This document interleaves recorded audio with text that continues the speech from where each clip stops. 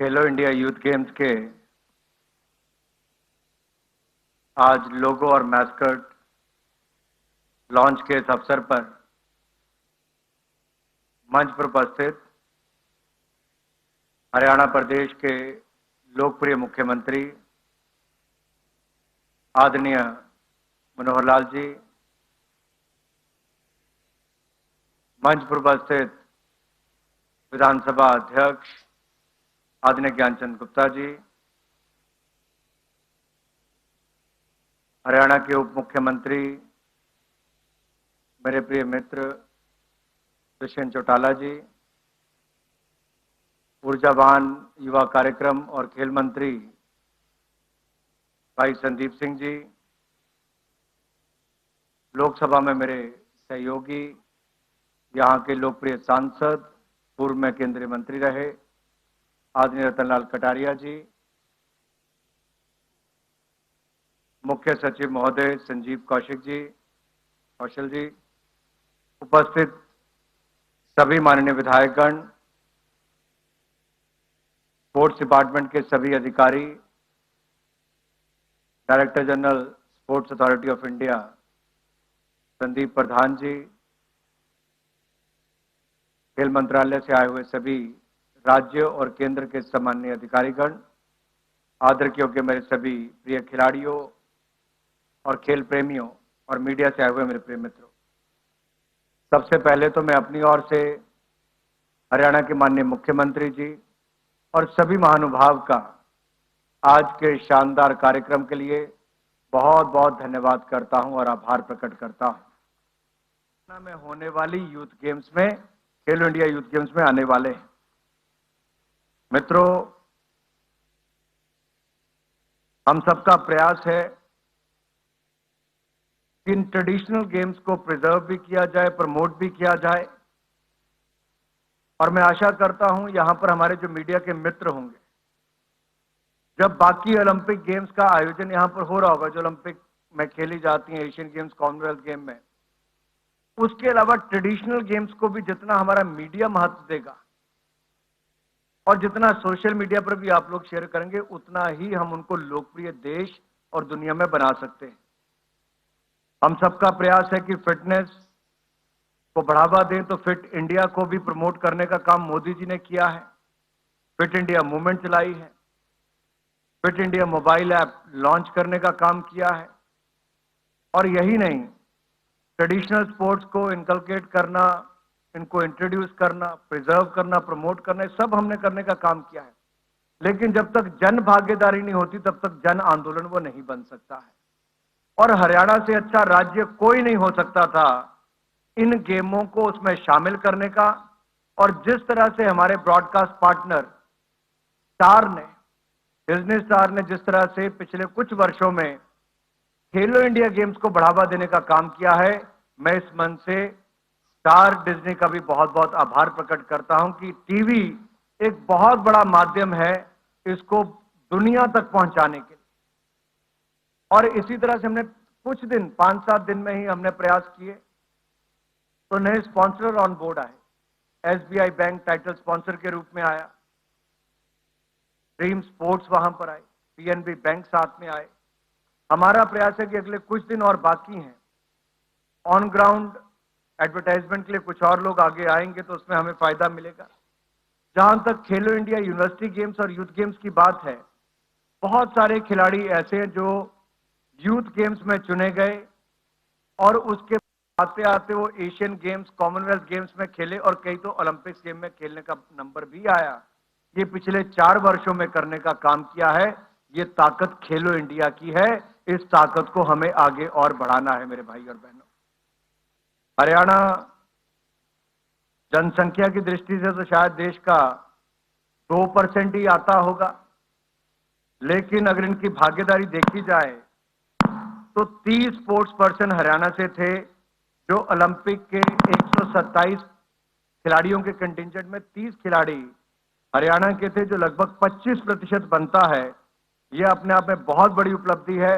और 3 मेडल जीतने वाले, जो इंडिविजुअल मेडल जीतने वाले हैं, उनमें भी बजरंग पुनिया की बात हो, रवि दहिया की बात हो, या गोल्डन बॉय नीरज चोपड़ा की बात करूं तो वो भी हरियाणा से ही है मेरे भाई और बहनों। और 7 इंडिविजुअल ओलंपिक मेडलिस्ट अगर सबसे ज्यादा किसी ने दिए हैं देश में तो किसी और राज्य ने नहीं, हमारे हरियाणा ने ही वो कीर्तिमान स्थापित करने का काम किया है। नेशनल एंटी डोपिंग एजेंसी, मैं इस बात का उल्लेख विशेष तौर पर यहां पर इसलिए कर रहा हूं कि वर्ल्ड एंटी डोपिंग एजेंसी जो है वाडा, उसके नियमानुसार हमने यहां पर नाडा का गठन भी किया। बहुत वर्षों तक परमानेंट डीजी नहीं थे। भारत सरकार के एक सीनियर ज्वाइंट सेक्रेटरी को, ऋतु जी को, इनका डीजी नाडा भी लगाया गया है ताकि खिलाड़ियों में जागरूकता भी हो कि ड्रग अब्यूज ना हो, खिलाड़ियों को और उनके करियर को कोई दाग ना लगे। हमारा प्रयास रहेगा, हमने यूनिवर्सिटी गेम में भी खिलाड़ियों को बहुत जागरूकता फैलाने का काम किया है। मैं चीफ सेक्रेटरी महोदय से, खेल मंत्री जी से और यहां के खेल डायरेक्टर से अनुरोध करूंगा, हम सब प्रयास करेंगे कि रिटन मटेरियल भी साई की तरफ से बनाएंगे, नाडा की तरफ से भी बन सकता है। इनके लिए डिजिटल भी और फिजिकल भी जागरूकता हम जो राष्ट्रीय स्तर पर के खिलाड़ी आ रहे हैं उन सब में भी करेंगे।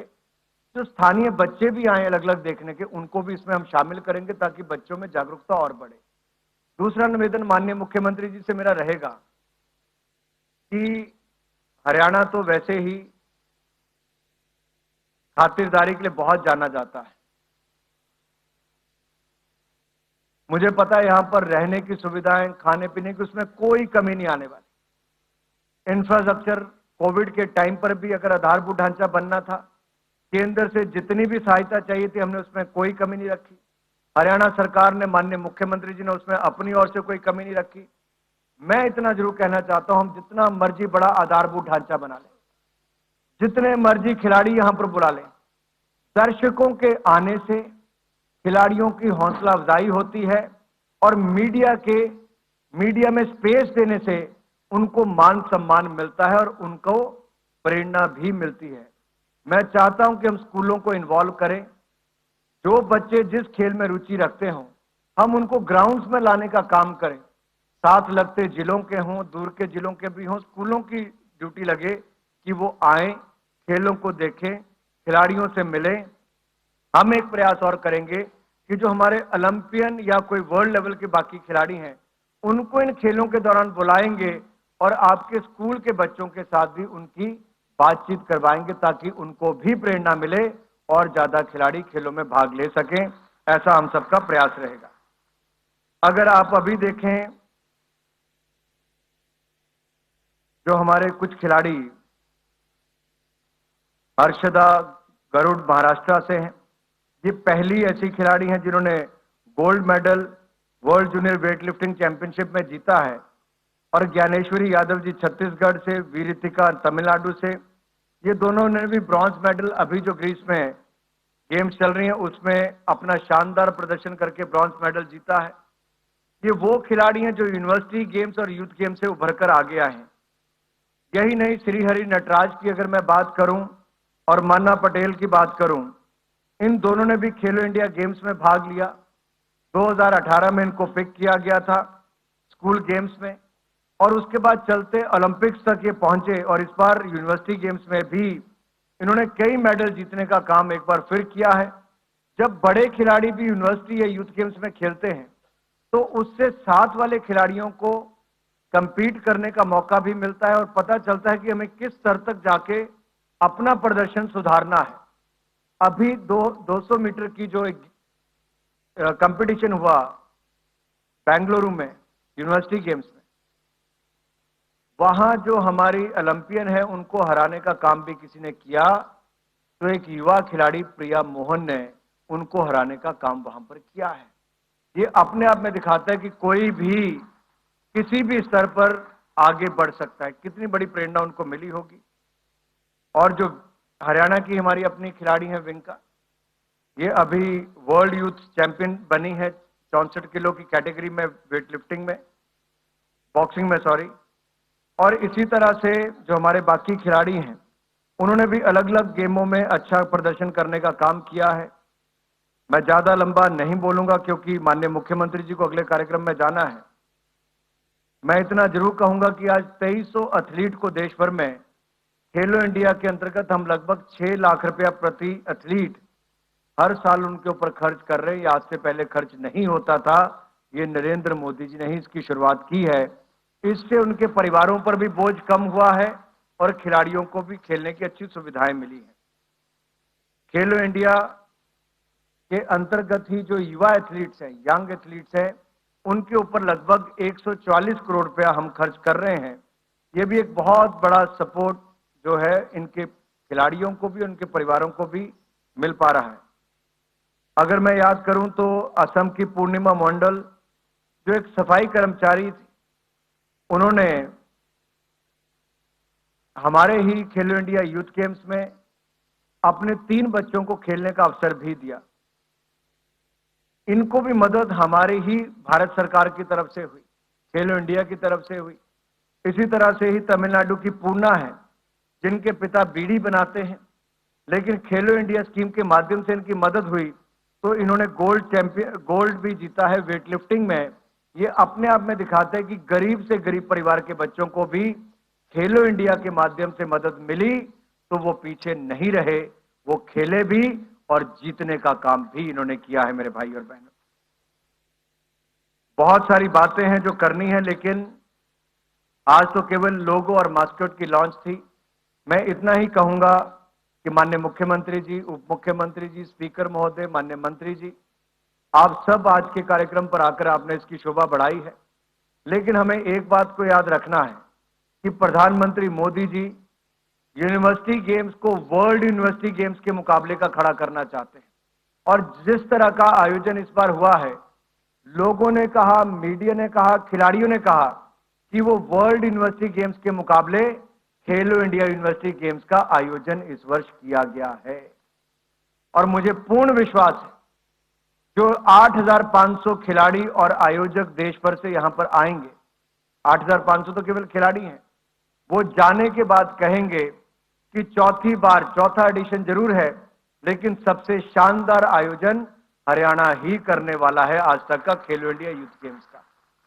इतने ही कहते हुए मैं अपनी वाणी को विराम भी दूंगा और पूर्ण आशा करता हूं कि चौथा एडिशन खेलो इंडिया यूथ गेम्स का बहुत सफल हरियाणा में होगा। एक बार फिर आयोजकों को बहुत बहुत शुभकामनाएं। संदीप जी, आपने बहुत मेहनत की है और मुझे पूर्ण विश्वास है ये 4 जून से जब शुरुआत होगी, आपके लिए घर भी और परिवार का हिस्सा भी बाकी खिलाड़ी ही होंगे। उप मुख्यमंत्री दुष्यंत चौटाला जी से मैं अनुरोध करता हूं, क्योंकि आप खेल संस्थाओं से जुड़े रहे हो, स्वयं खेलते भी हो, आप भी समय निकालकर यहां पर आएंगे तो खिलाड़ियों का मनोबल बढ़ेगा। स्पीकर महोदय का अपना ही ये गृह विधानसभा क्षेत्र भी है। मैं इनसे भी अनुरोध करूंगा कि समय समय पर आप भी आए, खिलाड़ियों का मनोबल बढ़ेगा और सांसद महोदय भी आए तो उसका लाभ मिलेगा। माननीय मुख्यमंत्री जी, आपने बहुत अपने कीमती समय निकालकर युवाओं को मनोबल बढ़ाने के लिए यहां पर आए हैं। मैं दिल की गहराइयों से आपका और आपकी सारी टीम का एक बार फिर बहुत बहुत अभिनंदन करता हूं, बहुत बहुत धन्यवाद करता हूं। धन्यवाद। जय हिंद, जय भारत। बहुत बहुत आभार माननीय केंद्रीय युवा कार्यक्रम और खेल मंत्री भारत सरकार।